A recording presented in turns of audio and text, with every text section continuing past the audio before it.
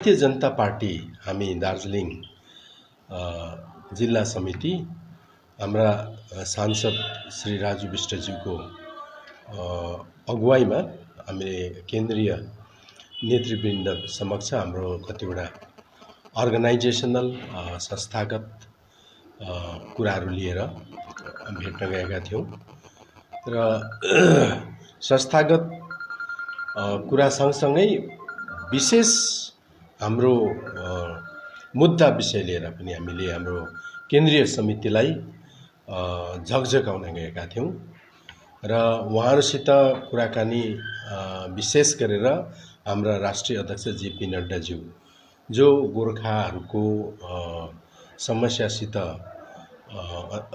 उहाँ अवगत छन् अनि उहाँबाट धेरै अगाडिदेखि नै उहाँले हामीलाई आश्वासन दिँदै आउनुभएको र हाम्रो प्रचेष्टा के हो भने भारत सरकारले अब चाँडै नै यो गोर्खाको 11 जात गोष्ठी जो छुट्टिएकोलाई शेड्युल ट्राइबको मर्यादा दिने पहल अब गरिहाल्नुपर्छ। साथसाथै पर्मानेन्ट पोलिटिकल सल्युसनको रूपमा संवैधानिक व्यवस्था जुन भारत सरकारले सोच बनाएको छ त्यसको पनि अब यथार्थ रूपमा पहल हुनुपर्छ भन्ने हाम्रो माग लिएर हामीले राष्ट्रिय अध्यक्ष समक्ष हामीले कुराकानी गर्यौं। हाम्रा सांसद महोदय को नेतृत्वमा उहाँले पनि धेरै राम्रो प्रकारले कुरा राख्नुभयो। हामी सबै प्रतिनिधि मण्डलका सदस्यहरू हामी सबैले कुरा राख्यौं र उहाँको तर्फबाट केवल एउटा आग्रह मात्र हामीलाई गर्नुभएको छ, तर आश्वासन हामी एकदमै उहाँको वक्तव्यबाट हामी एकदमै सन्तुष्ट छौं कि भारत सरकारले गोर्खाहरूको लागि यो समस्या, गोर्खाहरूको समस्या, यो जातीय उत्पीडनको समस्या, यो मानव अधिकार हनन हुने समस्या है र यहाँबाट गोर्खाहरूलाई जुन प्रकारले उन्मूलन गर्ने जुन एउटा विशेष एउटा समुदाय, विशेष एउटा संगठनको जुन एउटा प्रचेष्टा चलिरहेको छ, हामीलाई नेपालको नागरिक, नेपालबाट आएका इन्फिल्ट्रेटर भन्ने एउटा ब्रान्ड गरेर जुन प्रकारले हामीलाई यहाँ एउटा हाम्रो पहिचानमा क्वेशन मार्क गरेर हामीलाई यहाँबाट उच्छेद गर्ने जुन षड्यन्त्र चलिरहेको छ र हाम्रो मानव अधिकार जसरी आज खतरामा छ, यी कुराहरू सबै नै हाम्रा माननीय राष्ट्रिय अध्यक्ष श्री जेपी नड्डाज्यूलाई हामीले अवगत गराउनु थियो र उहाँ स्वयं अघिबाटै अवगत हुनुभएको र पार्टीले यस विषयमा सिरियसली अनि गम्भीरतापूर्वक लिएको अनि यस विषयमा बराबर केन्द्र सरकारसित बातचित गरिरहेको अनि अब अझै उपरान्त अझै उहाँले प्राइम मिनिस्टरसित, होम मिनिस्टरसित बसेर पार्टीगत लेभलबाट उहाँले आफ्नो कुराहरू राख्ने गोर्खाहरूको एउटा समस्याको समाधानको लागि भन्ने उहाँले हामीलाई एउटा आश्वासन दिनुभएको छ। यतिका दिनसम्म अब हामीले ट्राइपार्टाइट टकको सिलसिलाको कुरा पनि गर्यौं हामीले है र उहाँले केन्द्र सरकारसित कुराकानी राख्ने, फेरि पनि प्रधानमन्त्रीसँग पनि राख्ने, होम मिनिस्टरसित पनि राख्ने जुन उहाँले कुराकानी गर्नुभयो अनि हामीलाई फेरि एकपल्ट दिल्ली बोलाउने उहाँको एउटा आश्वासन पनि हामीले पायौं र यो भिजिट, यो यसपालिको दिल्लीको यात्रा सांगठनिक दृष्टिले जुन थियो तर विशेष मुद्दालाई लिएर पनि थियो भन्दा मिल्छ र यो हामीले अब यसपालिको भिजिटमा प्रधानमन्त्री र गृहमन्त्रीले हामीले भेट्न सकेनौं। अलिकति उहाँहरूको व्यस्तता थियो अनि साथसाथै कलकत्तामा 3 दिने जुन राज्य स्तरको प्रशिक्षण थियो त्यसमा तुरुन्तै जानुपर्ने भएको हुनाले यो यात्रालाई बीचमै कट सर्ट गरेर अहिलेको लागि हामीले स्थगित गरेका छौँ र भविष्यमा चाँडै नै फेरि हामी यो विशेष यो हाम्रो दुईटा मुद्दालाई लिएर हामी फेरि हाम्रो दिल्ली प्रस्थान हुनेछ।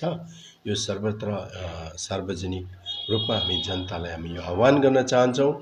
भारतीय जनता पार्टी राष्ट्रिय नेतृत्व पनि गोर्खाहरूको समस्या र गोर्खाहरूप्रति प्रतिबद्ध नै छ र चाँडै नै यसमा भारत सरकारले केन्द्र सरकारले पहल गर्ने भारतीय जनता पार्टी राष्ट्रिय समितिको अध्यक्षको तर्फबाट हामीलाई आश्वासन आएको छ र एउटा के भने हामीले केही समय अब यो ठुलो एउटा उपलब्धि भनौँ एउटा ऐतिहासिक एउटा टर्निङ पोइन्ट हुन्छ हाम्रो लागि। त्यसको लागि केही बेर हामीले धैर्य धारण गर्नुपर्ने नै हुन्छ र हामी समस्त जनता गोर्खे समुदाय हामीले न्याय पाउने ठाउँ केन्द्र सरकार नै हो र भारतीय जनता पार्टीको केन्द्र सरकारले जुन प्रमिस गरेको छ त्यो प्रमिसमा कहीँ पनि शङ्का गर्ने कहीँ पनि डाउट राख्ने हामीले कारण देख्दैनौँ। हामी निश्चिन्त भएर हामी हाम्रो न्यायको निम्ति भारतीय जनता पार्टीप्रति हामी सबैले आस्था राखौँ र निकट भविष्यमा नै हाम्रो समस्याको निदान हुने हामीले बाटो देखेका छौँ र विशेष यो चाहिँ हाम्रो अब दिल्ली भ्रमण पछाडिको जुन प्रकारले भारतीय जनता पार्टी दार्जिलिङ समितिलाई राष्ट्रिय समितिले कुनै पनि जिल्ला समितिलाई यसै भेट्दैन के एउटा कुरो चाहिँ पञ्चायतको जुन 2 स्तरीय 2 टायर पञ्चायत सिस्टमको जुन डिलिमिटेसनको नोटिफिकेसन निस्के पश्चात हाम्रा वर्तमान जिटिए का मुख्य कार्यपाल हाम्रा अनित थापाज्यूले यो पञ्चायत चाहिँ मैले लिएँ भनेर भने 2-3 पल्ट उहाँले भनिसके पञ्चायत मैले लिएको हो भनेर है। यो बडा एउटा हास्यास्पद कुरा हो। जनताले यसमा स्पष्ट तथ्य के बुझ्नुपर्छ। वास्तवमा जिटिए पहिलाको 17 को जिटिए 2017 भन्दा अगाडि जुन जिटिए चलेको थियो प्रथम जिटिए को सञ्चालनको दरमियानमै म स्वयंले नै जिटिए सभामा 3 स्तरीय पञ्चायतको चुनाव हुनुपर्छ भन्ने माग गरेको अनि बार यस बारेमा चर्चा पनि भएको अनि यसमा सबैभन्दा विशेष गरेर अरु धेरै संघ संगठनहरूले पनि यसमा कुरा उठाए, आवाज उठाए, लेखापढी चलाए र विशेष गरेर यसमा 2019 मा हाम्रा माननीय सांसद राजु विष्टज्यूले भारतको लोकसभामा उहाँले प्रश्न उठाउनु भएको थियो। यो कति तारिक भने यो 16/7 अर्थात 16 तारिक जुलाई 2019 मा यो क्वेशन उठाउनु भएको थियो कि whether the ministry is aware that panchayat election have not been held since 2005 in GTA region, earlier DGSC in Darjeeling. The details of the states where panchayat elections have not been held since 2005. यानी Darjeeling GTA क्षेत्रमा पहिलाको DGSC क्षेत्रमा 2005 देखि panchayat election भएको छैन भन्ने कुरा मन्त्रालयले थाहा छ कि छैन भनेर उहाँले उठाउनु भएको थियो, प्रश्न उठाउनु भएको थियो है। अनि यो पनि भनिएको छ what steps have been taken by the government to restore panchayat system in states where panchayat election have not been held. जुन राज्यहरुमा पञ्चायत चुनाव भएको छैन त्यो राज्यहरुमा पञ्चायत चुनाव गराउनको लागि सरकारले के पाइला पहल सुरु गरेको छ है। यो पत्रको एन्सरमा यहाँनिर एन्सर मिनिस्ट्री अफ पञ्चायती राज त्यस्ता श्री नरेन्द्र सिंह तोमर हुनुहुन्थ्यो। उहाँले एन्सर दिनुभएको छ कि पहिलो क्वेशनको एन्सर कि whether ministry is aware that panchayat election have not been held since 2005 in GTA region। त्यसको एन्सरमा यस सर भनेर एन्सर दिनुभएको छ। पञ्चायतको चुनाव हुनुपर्छ भनेर चिठी पठाएको सेन्ट्रल गभर्नमेन्टले हो स्टेट गभर्नमेन्टलाई, तर आजसम्म गराएन नि त हैन। आजसम्म गराएन। किन गराएन? किनभने त्यसको पोलिटिकल बेनिफिट टिएमसीलाई थिएन। आज गराउन चाहन्छ त्यसको पनि ठुलो रिपरकसन छ, यसको पनि ठुलो पोलिटिकल यो छ। तर हामी के भन्छौँ भने पञ्चायत भारतीय जनता पार्टीले 3 स्तरीय पञ्चायत चुनाव हुनुपर्छ भन्ने चाहन्छ।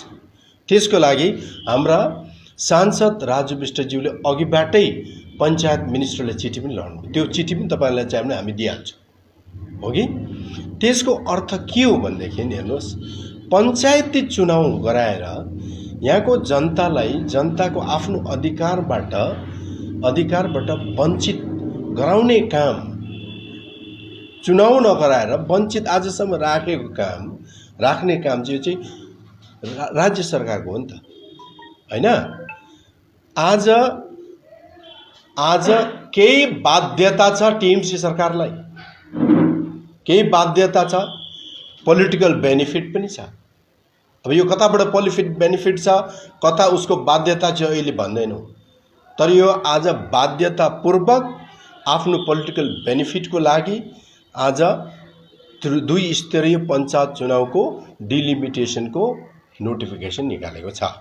तर राज्य सरकारले अनितको आङमा चढेर हो कि यहाँ कालिम्पोङको जिल्ला परिषद, दार्जिलिङको अलग जिल्ला परिषद, यसलाई चाहिँ फेरि धमिल्याउनु हुँदैन।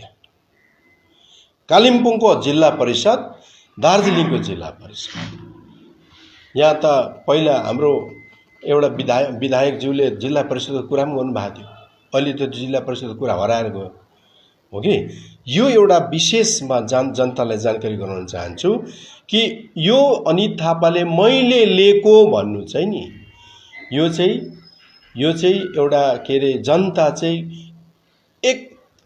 एकदमै मूर्ख, केही जान्दैन भनेर यो चाहिँ एउटा अन्डर एस्टिमेट गर्नु। यसको पछाडि ठुलो के अरे सबैको कसरत छ, यहाँ पञ्चायत हुनुपर्छ भनेर। यो यहाँनिर हामीले कतिचोटि भन्यौँ पञ्चायतको चुनाव गर भनेर, जिटिएको चुनाव नगर्नु भन्दा पहिला पञ्चायतको चुनाव गर भनेर हामीले भन्यौँ। ठिकै छ नि त सर, अन्त्यमा पञ्चायत चुनाव त हुने त भयो, कमसेकम 2 स्तर भए पनि हुने भयो पञ्चायत चुनाव अघि। एकातिर जिटियो अब पुनर्बहाल भएर पञ्चायत चुनाव हुनुपर्छ भन्ने चाहिँ पहिलेबाट हामीले हो, अहिले होइन। हेर्नुहोस् भाइ, तर यहाँ मैले मेरो कुरा के हो भने मैले लिएको भन्नु चाहिँ कसरी सक्यो प्रश्न। जुन अहिले यो के अरे शिक्षक नियुक्ति सम्बन्धी जुन एउटा विवाद र एउटा शङ्का प्रतिशङ्का उब्जिरहेछ नि, यो विषयवस्तुमा अनित भाइले आफ्नो स्पष्ट अडान दिनुपर्छ। हेर, हाम्रो भनाइ के हो, सिस्टम छैन भने हेर्नुहोस् केही पनि गर्न सक्दैन। नियम र कानुनलाई ताकमा राखेर यदि केही काम हुन्छ भने त्यो गैर कानुनी हुन्छ, त्यो अनैतिक काम हुन्छ। सिस्टम पहिले ल्याउनु पर्यो नि त। यदि यो भाइ बहिनीको भविष्यको लागि सोच्ने हो भने त पहिला सिस्टम हुनु पर्यो नि त। अब सिस्टमै नभइकन, कुनै कायदा कानुनै नभइकन मनपरी एपोइन्टमेन्ट गरेपछि त भोलिको त्यो शिक्षकहरूको भविष्य के होला? अब यो सिस्टमको लाई ताकमा राखेर जुन प्रकारले एपोइन्टमेन्ट भयो कि अब सिस्टमै छैन। अब यसको यो यो यो व्यवस्था यो नियुक्तिको के परिस्थिति होला, कानुनी के हिसाबले यो जायज ठहरिएला म भन्न सक्दिनँ, यो कानुनको कुरा हो। तर कुरो चाहिँ के हो भनेदेखि सिस्टम त थियो नि त। पश्चिम बङ्गालमा त सिस्टम थियो, जिटिएमा थिएन म मान्छु। तर यहाँ एपोइन्टमेन्ट भयो हाई स्कुल शिक्षकहरूको, यो चाहिँ कसरी भयो त? यस्तै प्रकारले जिटिएको साह्रै माया लाग्छ सर। जिटिएको माया होइन, तपाईँले के भन्नुभएको? मैले के भन्दैछु, पद्धति र प्रणालीको कुरा गर्दैछु। अब यो प्रणाली पनि आओस् है, सिस्टम पनि कुरा गर्नुभयो सरले। आफ्नो कुरा दिल्ली तपाईँको भ्रमणको पनि कुरा राख्नुभयो, ठिक छ नि त, सबै कुरो राख्नुभयो। जनताले यो कुरो बुझ्छन् होला, आफ्नै प्रकारले उहाँहरूले निरुपयोग गर्छन्। अब हाम्रो पनि प्रश्न गर्ने एउटा पालो हुन्छ जनताको पक्षमा। र कस्तो भनेदेखिको भारतीय जनता पार्टी भन्ने जुन पार्टी छ, यो पार्टीले चाहिँ सम्पूर्ण देश चलाइरहेको पार्टी हो। अनि यो केन्द्रमा शासन चलाइरहेको पार्टीमाथि चाहिँ यो पहाडवासीले बितेको 15-20 वर्षदेखिको तपाईँको आस्था जताउँदै आइरहेको हो। मूलसँग चाहिँ यति मात्रै कुरा है, आस्था जताउँदै आएको हो अनि जनादेश पनि दिँदै आएको हो। तर भारतीय जनता पार्टीले केही नगर्दाखेरि अहिलेसम्ममा ठेट नेपालीमा भन्नुपर्दाखेरि केही नपछारेपछि पश्चिम बङ्गाल सरकारमा जे जस्तो हुँदैछ, पहाडमा जे जस्तो राजनैतिक समीकरण भयो र अहिलेको जुन एउटा व्यवस्था आयो, जिटिए भन्ने एउटा नयाँ दोस्रो संस्करण आयो, यो संस्करणमा आइसकेपछि कमसेकम एउटा जिटिए इलेक्सन भयो, निर्वाचित प्रतिनिधिहरू अब जिटिए सभामा गए, कहीँ न कहीँ त्यहाँ विकासकै कुरा हुन्छ, जनताको उत्थानकै कुरा हुनेवाला छ। र त्यसको इतर अझै त्योभन्दा बढी ठुलो उपलब्धि पहाडले अब फेरि पञ्चायत चुनाव अब पाउँदैछ, माने पञ्चायती व्यवस्था पाउँदैछ। 2019 सेप्टेम्बरसम्ममा यसको डिलिमिटेसन भइसक्नुपर्छ भन्ने नोटिफिकेसन माने जारी भइसकेको छ। भन्नुको मतलब विकास र अवसरको ढोका फेरि खोलिँदैछ। पहाडमा बङ्गाल सरकारले आफ्नो मातहतमा जे जस्तो गर्नु छ उनीहरूले आफ्नो कर्तव्य पुरा गर्दैछन् भनेपछि बिजेपीले चाहिँ के गर्दैछ त्यसको एन्सर मात्रै दिनुहोस् न। अब अहिले तपाईँले भन्नुभयो नि शिक्षक नियुक्तिको कुरा, कुनै कहाँ भ्रष्टाचार भएको कुरा, त्यसको मतलब चाहिँ पहाडमा चाहिँ बिजेपी चाहिँ के को लागि बसेको छ? खालि चौकीदार भएर बसेको छ, खालि वाचडग भएर बसेको छ कि बिजेपीले तपाईँले दिल्लीमा गएर हिजोस्टि गएर आएर चाहिँ तपाईँले यो खालि सपना यो होइन भाइ, यो भाइले जुन चाहिँ भन्नुहुँदैछ नि, यो चाहिँ भाइको आफ्नो सोचाइ हो। हेर, सरकार राज्य सरकारको एउटा कन्स्टिट्युसन मर्यादा छ। जिटिए अहिले जे भए पनि राज्यभित्रको एउटा व्यवस्थाको आफ्नै मर्यादा छ, बुझ्नुभयो? केन्द्र सरकारको आफ्नो क्षेत्र छ। केन्द्र सरकारले राज्य सरकारको क्षेत्रमा, आधिकारिक क्षेत्रभित्र सोझो हस्तक्षेप गर्नु भनेको संविधानको उल्लङ्घन गर्नु हो, बुझ्नुभयो? हामी बाहिर छौँ, सत्ता बाहिर, सत्तामा छैनौँ। हामी बिजेपी अपोजिसनमा छौँ। तपाईँले भन्नुहुन्छ बिजेपीले के गर्यो, जुन चाहिँ केन्द्र सरकारले, हेर्नुहोस्, केन्द्र सरकारले एउटा पार्टीको नातामा भोट जितेर केन्द्र सरकारले सरकार बनाएपछि देशको जनतालाई के गर्नुपर्ने के नगर्नुपर्ने त्यसको हिसाब किताब तपाईँले लाएर हुँदैन, त्यो सब जनताले लाउँछ, बुझ्नुभयो? बाँकी रह्यो तपाईँको दुईटा मुद्दा, के तछारे भन्नुहुन्छ, दुईटा मुद्दाको कुरा हो कि आज देशमा राज्य सरकार एउटा डेमोक्रेटिकली इलेक्टेड गभर्मेन्ट छ अनि यो सरकारको अधिकार क्षेत्रभित्र सोझो केन्द्र सरकारले हस्तक्षेप गर्ने बिजेपी पार्टी होइन।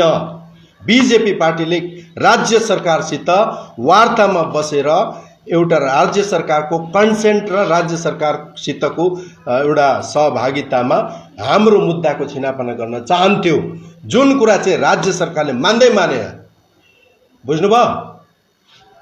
राज्य सरकारले मानेको छैन। यो तपाईको यो 11 जात गोष्ठीलाई जुन प्रकारले शेड्युल ट्राइब दिने कुरामा पनि रिकमेन्डेसनमा एन्थ्रोपोलोजिकल रिपोर्ट नदिकन केन्द्र राज्य सरकारले आरजीआईलाई जुन अनुमोदन पठायो त्यो जनताको आँखामा खालि त्यो कसिङ्गर हाल्ने मिलो मात्रै गरेको छ। दुईपल्ट तीनपल्टको के अरे रिमाइन्डिङ पछाडि पनि राज्य सरकारले एन्थ्रोपोलोजिकल रिपोर्ट पठाएन। बुझ्नुभयो? र यो सब कुराहरू छन् त। र त्यसले गर्दाखेरि हाम्रो मूल अडचन नै के हो? राज्य सरकार हो। बुझ्नुभयो? संवैधानिक प्रक्रियाबाट हामी छिर्नुपर्छ, कानुनी प्रक्रियाबाट छिर्नुपर्छ, पोलिटिकल प्रक्रियाबाट छिर्नुपर्छ। मूल समस्याको बुझ्नुभयो? तगारो नै राज्य सरकार हो भनेदेखि ठिकै छ नि त। हामीले राज्य सरकारबाट छुटाउने पावरमा त तपाईँहरू हुनुहुन्छ, भारतीय जनता पार्टी। फेरि तपाईँको त्यही कुरा, यही कुरा नै यसै कुराको लागि अब भारतीय जनता पार्टीले टाइम लिएको। यही कुराले गर्दाखेरि आज भारत सरकारलाई समय लाग्यो।